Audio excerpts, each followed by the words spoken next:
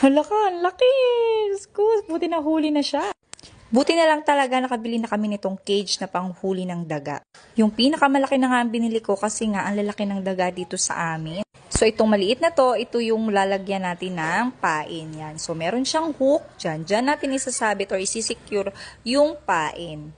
Tapos, dito naman sa kabilang side yan, itataas lang natin yung pinaka-lock para ma-open natin yung ating cage. Tapos, isasabit natin siya dito sa kabilang bahagi naman nung pinaglalagyan ng pain. So, pag pumasok ang daga dito sa cage, so hihilain niya yung pain dito. So, kapag nagalaw siya ng konti, bibitaw yung pinaka-lock para mas sarado yung pinaka-cage at malak na nga yung daga sa loob. Hindi siya basta-basta nabubuksan kasi nga bababa yung pinaka-lock niya.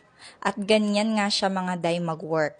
Kaya wala talagang kawala ang daga. Kita nyo naman ang laki ng nahuli namin. So ilang araw na talaga siyang naninira dito sa bahay. Pati yung mga basahan ko, nginat-ngat